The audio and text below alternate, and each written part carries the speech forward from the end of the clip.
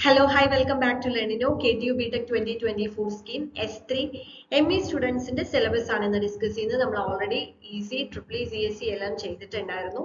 അപ്പൊ നമുക്ക് ഏതൊക്കെ സബ്ജക്റ്റ് ആണ് പഠിക്കാനുള്ളത്, ഏതൊക്കെ ലാബ് വരുന്നുണ്ട്, അതേപോലെ എന്തൊക്കെയാണ് S3 തുടങ്ങുമ്പോൾ മുതൽ നമ്മൾ ശ്രദ്ധിക്കേണ്ട കാര്യങ്ങൾ ഒക്കെയാണ് ഇന്നത്തെ വീഡിയോയിൽ പറയുന്നത്.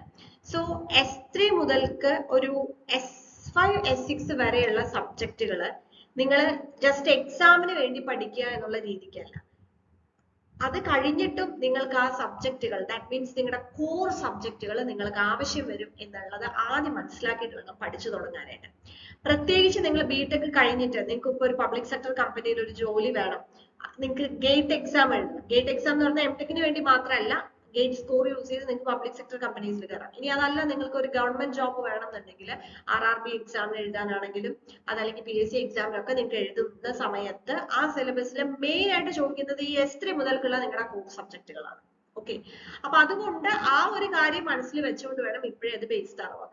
അതേപോലെ ഇനി ഈ S3 വരുന്ന സബ്ജക്റ്റുകള് പഠിക്കാനും ഒരുപാട് പഠിക്കാനുണ്ടാവും. ഇപ്പൊ നമ്മള് ട്യൂഷനൊക്കെ പ്രൊവൈഡ് ചെയ്യുന്നോണ്ട് അറിയാം, സപ്ലി ഒക്കെ വരുന്നത് മെയിൻ ആയിട്ട് ഈ പറഞ്ഞ S3 S4 S5 സബ്ജക്റ്റിലെ ചില കോർ പേപ്പേഴ്സ്.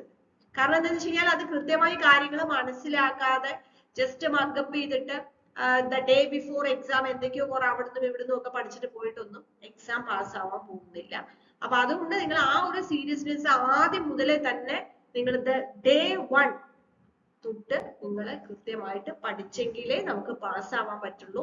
നമുക്ക് മിനിമം ക്രെഡിറ്റ് റിക്വയർമെന്റ് കാര്യങ്ങളൊക്കെ ഉണ്ട്. അപ്പൊ ആ കാര്യങ്ങളൊക്കെ മനസ്സിൽ വെച്ചുകൊണ്ട് പഠിക്കാൻ തുടങ്ങാം. ഓക്കെ, സോ നമുക്ക് സബ്ജക്ട് നോക്കാം. യെസ്, അപ്പൊ നമുക്ക് ഫസ്റ്റ് വരുന്നത് മാത്സ് ആണ്. Maths for physical science. So നമ്മൾ S1ലും S2ലും മാത്സ് പഠിച്ചു, അതേപോലെ S3ലും മാത്സ് ഉണ്ട്. അടുത്ത സബ്ജക്ട് എന്ന് പറയുന്നത് mechanics of solids. Mechanics of solids ഞാൻ നേരത്തെ പറഞ്ഞതുപോലെ ഒരുപാട് പേർക്ക് സപ്ലി വന്നിട്ടുള്ള ഒരു പേപ്പറാണ് ഈ മെക്കാനിക്സ് ഓഫ് സോളിഡ്സ് പറയുന്നത്. കാരണം നമ്മളിവിടെ ഇങ്ങനെ ട്യൂഷൻ കൊടുക്കുമ്പോൾ നമുക്ക് ഈ എൻക്വയറി വരുമ്പോൾ മെക്കാനിക്കൽ സ്റ്റുഡൻസിന് ഏറ്റവും കൂടുതൽ ഇങ്ങനെ സപ്ലി വരുന്ന ഒരു സബ്ജക്റ്റ് ആണ് MOS മെക്കാനിക്സ് ഓഫ് സോളിഡ്സ്. അതേപോലെ അടുത്ത ഒരു subject fluid mechanics and machinery. Core subject ആണ് കേട്ടോ, നിങ്ങൾ ഇൻട്രസ്റ്റോടെ പഠിക്കുക. ഞാൻ ഈ സപ്ലി വരും എന്നുള്ളതുകൊണ്ട് നിങ്ങൾ പേടിപ്പിക്കാൻ വേണ്ടി പറഞ്ഞതല്ല, അത് ശ്രദ്ധിച്ച് പഠിക്കാൻ വേണ്ടിയിട്ട് പറഞ്ഞതാണ്. അടുത്തത് മാനുഫാക്ചറിങ് പ്രോസസ് ആണ്. അപ്പൊ ഇത് മൂന്നെണ്ണാണ് നിങ്ങളുടെ കോർ പേപ്പേഴ്സ് വരുന്നത്. പിന്നെ അടുത്തത് introduction to artificial intelligence and data science. ഇതൊരു കോമൺ പേപ്പറാണ്, എല്ലാ ബ്രാഞ്ചുകാർക്കും പഠിക്കാനുണ്ട്. അപ്പൊ ഇതെന്ന് പറഞ്ഞു കഴിഞ്ഞാൽ ഇപ്പൊ നമുക്ക് ശരിക്കും പറഞ്ഞു കഴിഞ്ഞാൽ ഇപ്പോഴത്തെ നിങ്ങളുടെ പുതിയ സ്കീമില് നിങ്ങൾ ഏത് ബ്രാഞ്ച് ആണെങ്കിലും പ്രോഗ്രാമിങ്ങും അതുപോലെ ആർട്ടിഫിഷ്യൽ ഇന്റലിജൻസും റോബോട്ടിക്സും അതുപോലെയുള്ള ന്യൂജൻ സബ്ജക്ട്സ് നിങ്ങൾ അറിഞ്ഞിരിക്കണം എന്നുള്ള ആ ഒരു മൊഡ്യൂളാണ് ഇതുപോലെയുള്ള സബ്ജക്റ്റ് ഒക്കെ നിങ്ങൾക്ക് ഇൻക്ലൂഡ് ചെയ്തിരിക്കുന്നത്. അത് ആവശ്യമാണ്. ഇപ്പൊ നിങ്ങളൊരു മെക്കാനിക്കൽ എഞ്ചിനീയർ ആണ്, അല്ലെങ്കിൽ നിങ്ങളൊരു ഓട്ടോമൊബൈൽ എഞ്ചിനീയർ ആണ്, നിങ്ങളൊരു ഈ പറഞ്ഞ പോലെ നിങ്ങളൊരു വെഹിക്കിൾ ഡിസൈൻ ചെയ്യാനോ അതിന്റെ കാര്യങ്ങൾക്കൊക്കെ പോകുമ്പോൾ അവിടെ ഈ പറഞ്ഞ AI-യുടെ ഒക്കെ ഇമ്പാക്ട് അവിടെ വരാൻ പോകുന്നുണ്ട്. അതുകൊണ്ടാണ് നിങ്ങൾ അത് പഠിക്കണം എന്ന് പറയുന്നത്. ഓക്കെ, അപ്പൊ അങ്ങനെയുള്ള ഒരു സബ്ജക്റ്റ് ആണ് introduction to artificial intelligence and data science. പിന്നെ എക്കണോമിക്സ് ഫോർ എഞ്ചിനീയേഴ്സും അതുപോലെ engineering ethics and sustainable development. ആ രണ്ട് സബ്ജക്ട് ഒന്ന് S3ലും ഒന്ന് S4ലും ആയിട്ട് വരും. നിങ്ങൾ എഞ്ചിനീയറിംഗ് ഓണ്ടർപ്രണർഷിപ്പ് ആൻഡ് IPR പഠിച്ചില്ലേ S2ല്, അതുപോലുള്ള ഒരു സബ്ജക്റ്റ് ആണ്.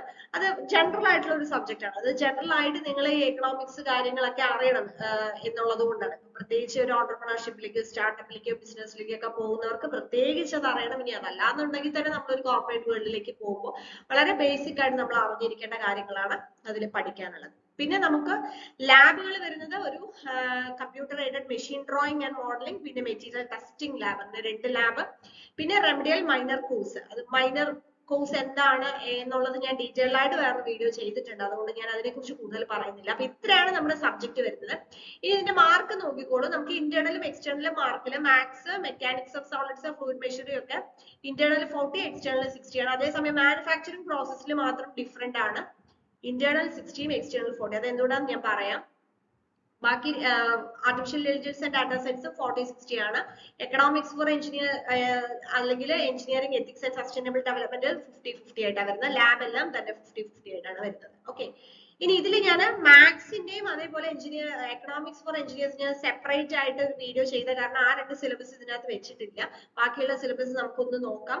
സിലബസിനൊപ്പം തന്നെ എന്റെ റെഫറൻസ് ബുക്കും കൊടുത്തിട്ടുണ്ട്. പിന്നെ ഒരു കാര്യം കൂടി പറയാം, നമുക്കിപ്പം S3 സ്റ്റുഡൻസിന് മാത്രമായിട്ട് നമുക്കൊരു കമ്മ്യൂണിറ്റി ടാബ് ഉണ്ട്. ഇപ്പൊ ജോയിൻ ചെയ്യാൻ താല്പര്യമുള്ളവർ താഴെ കാണുന്ന നമ്പറിൽ ഒന്ന് മെസ്സേജ് ചെയ്താൽ മതി, അല്ലെങ്കിൽ ഞാൻ ലിങ്ക് ഡിസ്ക്രിപ്ഷനിൽ കൊടുക്കാം.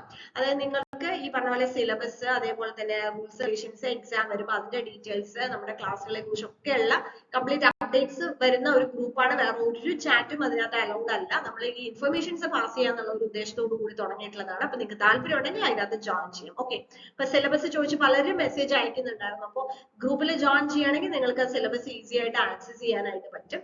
അപ്പോൾ നമുക്ക് ഏതൊക്കെയാണെന്ന് സിലബസ് ഒന്ന് നോക്കാം.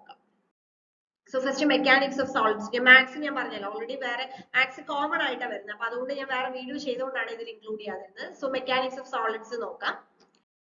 മെക്കാനിക്സ് ഓഫ് സോളിഡ്സിലെ first module introduction to analysis of deformable bodies, types of external loads, അതുമായിട്ട് റിലേറ്റ് ചെയ്തിട്ടുള്ള കുറെ ടോപ്പിക്സ് കാര്യങ്ങളൊക്കെയാണ് വരുന്നത്. Deformability in axial load powers ഒക്കെ. Second one torsion shaft, then അതിന്റെ അസംഷൻസ് ലിമിറ്റേഷൻസ് കാര്യങ്ങൾ, ബീം പഠിക്കാനുണ്ട്, മൊമെന്റ് പഠിക്കാനുണ്ട്. അതൊക്കെയാണ് സെക്കൻഡ് മോഡ്യൂൾ വരുന്നത്. ദെൻ തേർഡ് മോഡ്യൂളിൽ സ്ട്രെസ് ഇൻ ബീം, അതേപോലെ തന്നെ ബീമുമായിട്ട് റിലേറ്റ് ചെയ്തിട്ടുള്ള ഡിഫ്ലക്ഷൻ ഓഫ് ബീം കാര്യങ്ങളൊക്കെയാണ്.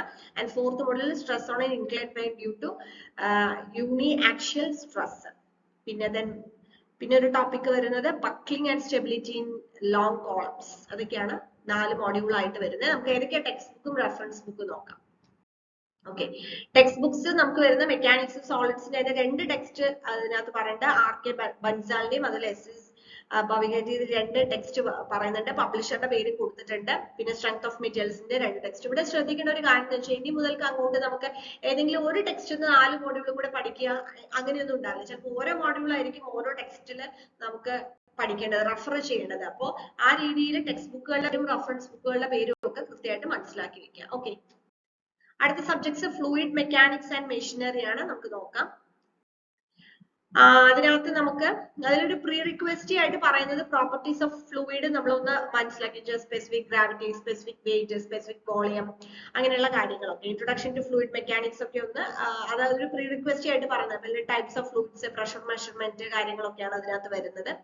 അപ്പൊ ഈ ഒരു സബ്ജക്ട് എന്ന് പറഞ്ഞു കഴിഞ്ഞാൽ കുറച്ച് ന്യൂമറിക്കൽ ക്വസ്റ്റ്യൻസ് കൂടെ വരുന്ന രീതിയിലുള്ള ഇതായിരിക്കും. അതേപോലെ അടുത്ത മോഡ്യൂൾ എന്ന് പറഞ്ഞാൽ ഫ്ലൂയിഡ് കൈനമാറ്റിക്സ് ആണ്. അതിൽ types of flow, material, derivative, velocity and acceleration, flow ആയിട്ട് റിലേറ്റ് ചെയ്തിട്ടുള്ള കാര്യങ്ങൾ, ഫ്ലോ മെഷർമെന്റ് റിലേറ്റ് ചെയ്തിട്ടുള്ളതാണ് രണ്ടാമത്തെ മോഡ്യൂൾ. ആദ്യത്തേതിൽ പ്രഷർ മെഷർമെന്റും, രണ്ടാമത്തേതിലേക്ക് വരുമ്പോഴത്തേക്കും ഫ്ലോ, അതായത് ഡിസ്ക്രിപ്ഷൻ ഓഫ് ഫ്ലൂയിഡ് മോഷൻ പറഞ്ഞത്, പിന്നെ ടൈപ്സ് ഓഫ് ഫ്ലോ അതുമായിട്ട് റിലേറ്റ് ചെയ്തിട്ടുള്ള കാര്യങ്ങളൊക്കെയാണ് വരുന്നത്. പിന്നെ അതേപോലെ മെഷറിംഗ് ഇൻസ്ട്രുമെന്റ്സും സെക്കൻഡ് മോഡ്യൂളിൽ വരുന്നുണ്ട്. ദെൻ തേർഡ് മോഡ്യൂളിൽ pipe flow, laminar and turbulent flow, അങ്ങനെയുള്ള ടോപ്പിക്സ് ആണ് തേർഡ് മോഡ്യൂളിലേക്ക് വരുന്നത്. ഫോർത്ത് മോഡ്യൂളിൽ ഇമ്പാക്ട് ഓഫ് ജെറ്റ്സ്, അതേപോലെ തന്നെ ക്ലാസിഫിക്കേഷൻ ഓഫ് ടർബൈൻ, പമ്പ്, അതിന്റെ കമ്പാരിസൺ, വർക്കിംഗ്, പ്രിൻസിപ്പിൾ കാര്യങ്ങളൊക്കെയാണ്. പ്രിൻസിപ്പിൾ ആൻഡ് വർക്കിംഗ് ഒക്കെ വരുന്നുണ്ട് ഫോർത്ത് മോഡ്യൂളിൽ. ഓക്കെ, അതിന്റെ ടെക്സ്റ്റ് ബുക്കും റെഫറൻസ് ബുക്കും നോക്കാം. ഫ്ലൂയിഡ് മെക്കാനിക്സിന് മാത്രമായിട്ടുള്ള ടെക്സ്റ്റ് ഉണ്ട്.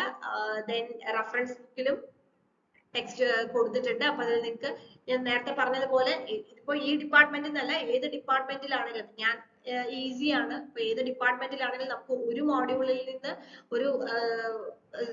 അല്ലെങ്കിൽ ഒരു ടെക്സ്റ്റ് ബുക്കിൽ നിന്ന് എല്ലാ മോഡ്യൂളും പഠിക്കാം എന്ന് നമുക്ക് പറ്റില്ല. അപ്പൊ അതുകൊണ്ട് പല ബുക്സും നിങ്ങൾ റെഫർ ചെയ്യേണ്ടി വരും. അടുത്ത സബ്ജക്ട് മാനുഫാക്ചറിങ് പ്രോസസ്സസ് ആണ്. അതിനകത്ത് first module general classification of manufacturing process ആണ്. അതിൽ casting, powder metallurgy. Then second module welding, gas welding, then arc welding, different types of welding വരുന്നുണ്ട്.